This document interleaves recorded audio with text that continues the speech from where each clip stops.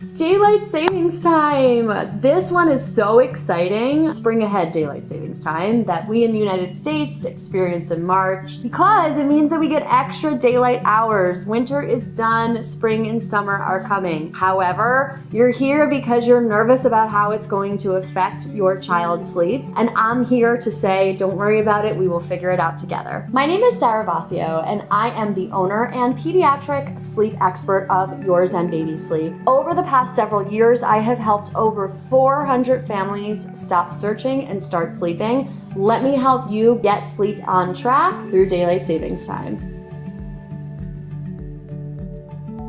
We're talking specifically today about the daylight savings time that happens around March, where we spring ahead. So this means that on that Sunday, when you wake up in the morning, your clock is going to say 7 o'clock in the morning, but your body actually will say it is 6 a.m. In pre-kid life, before you became a parent, this meant that you actually lost an hour of sleep. However, we get to reframe this in our minds as parents now, and we can say that you've technically gained an hour because your 6 a.m. riser is now waking up at 7 a.m. And isn't that beautiful? If you are a parent who likes to prepare for things ahead of time because your child might be a little sensitive to schedule changes, what I'd like you to do about 4 or 5 days before the time change is to start shifting their nap backwards by about 15 minutes. So if the nap is normally starting at 9 o'clock, let's say, I want you on Wednesday to start the nap at 8:45, Thursday at 8:30, Friday at 8:15, Saturday at 8 a.m. Because then by Sunday, that 8 a.m. actually is going to be 9 a.m. on the clock. And this is a really slow and gradual way to adjust nap schedules. You'll do the same thing for the bedtime schedules over the course of about 4 or 5 days, 15 minutes earlier. The second option, and really the one that I prefer to use myself as a parent and that I recommend the most to my families, is to just go cold turkey. So on Sunday morning when you wake up, jump for joy and enjoy a 7 a.m. wake up because